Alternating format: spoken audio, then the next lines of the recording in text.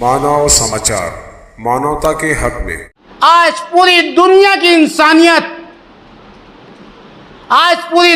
इंसानियत फलस्तीन के मजलूम मुसलमानों के लिए अपनी दिलो जान निकाल के रख दी है, अपनी हिमायत करके रख दी है। उनके लिए खून के आंसू बहा रहे हैं, वो चाहे किसी भी मुल्कों के हो। और हिंदुस्तान की तारीख, मेरे भारत की तारीख, देश आज़ादी से लेकर के आज तक किसी की भी सरकार रही हो, चाहे नरेंद्र मोदी जी की सरकार क्यों ना रही हो, उसने फलस्तीन को समर्थन किया है, उसने फलस्तीन को सपोर्ट किया है। अभी भारत सरकार ने फलस्तीन को मेडिसिन, दवाइयाँ भेजी, दीगर चीज़ें भेजी। और ये फिरका परस्त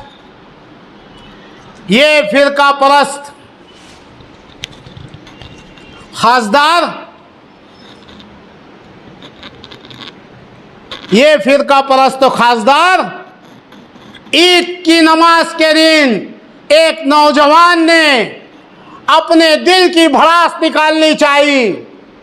उन मासूम बच्चों को, जो 40,000 से ज़्यादा बच्चों की लाशें बिछ गई, मजलूम माँ बहनों की लाशें बिछ गई, बुजुर्गों की लाशें बिछ गई, उनके गम को लेकर के उसने उस फलस्तीन के झंडे को लहराया जिसे भारत ने खुद हिमायत दी है। इस भारत ने उसे मदद भेजी है, हमेशा दोनों साथ में खड़े रहे हैं। तो ये गद्दार हमें कहता है कि पाकिस्तान चले जाओ।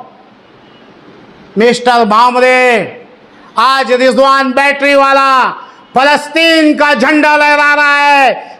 तुझ में दम है तो तू मुझे पाकिस्तान भेज के बता। मुझे पाकिस्तान भेजने से पहले मेरे हाथ में मेरा तिरंगा है।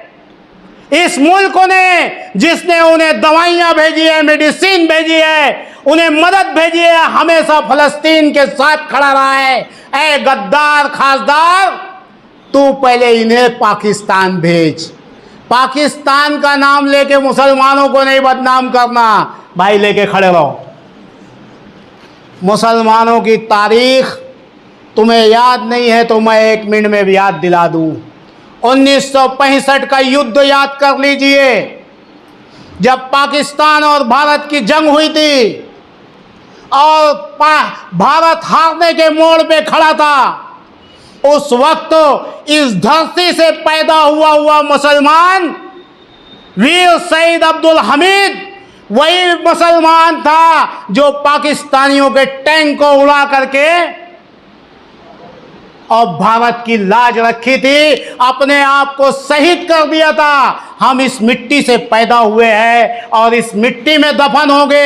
ये मुल्क जितना तुम्हारा है उतना ही हमारा है, ये तुम्हारे बाप का नहीं है। हमें पाकिस्तान के एजेंट कहने वालों, अपने गिरेबान में झांको। हमने इस मिट्टी को लहू दिया है, तुम पाकिस्तानी हो क्या? धुलिया लोकसभा के लोग, वोटर्स, हर जाति के, हर मजहब के, मेरा सवाल है मेरे हिंदू भाइयों से, मेरे भाई, आप फलस्तीन के मुसलमानों के लिए आवाज़ बुलंद कर रहे हो और एक सांसद में बैठा हुआ खासदार आपके लिए इस तरीके की बात कर रहा है, हमारे भारत को बदनाम कर रहा है। क्या ऐसे आदमी को वोट दोगे आप? मालेगांव शहर के मैं उलमाए किराम से, सोशल वर्करों से, सामाजिक काम करने वालों से सबसे अपील करना चाहूँगा, कोई सेकुलर नहीं है। मुसलमान के लिए कोई सेकुलर नहीं है। बाबरी मस्जिद की पहली ईंट किसके घर में रखी है वो दुनिया जानती है। अपने आप को सेकुलर बोलने वालों, बाबरी मस्जिद की पहली ईंट किसके घर में रखी है वो दुनिया को जग आया है।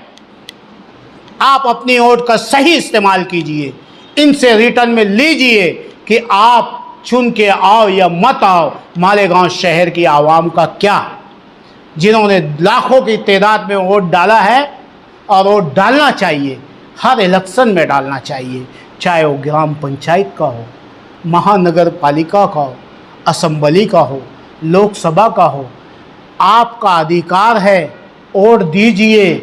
इस्लाम कुरान आपको इजाज़त दे रहा है कि वोट दीजिए, वोट देना चाहिए। लेकिन मालेगांव शहर की आवाम इन सियासी चमचे, ये दलालों से जो आज संविधान और दस्तूर बचाने की बात कर रहे हैं, बैटरी वाला इनसे पूछ रहा है, भाई साहब 50 साल में तुमसे मालेगांव की रोड नहीं बनी रे भैया, मालेगांव की गटर नहीं बनी रे भैया, मालेगांव की रिजर्व ज़मीन, गार्डन की ज़मीन बेच के खाने वाले आप लोग हैं रे भैया, मालेगांव शहर के 12-25 के टुकड़े करके बेचने वाले आप लोग हैं रे भैया।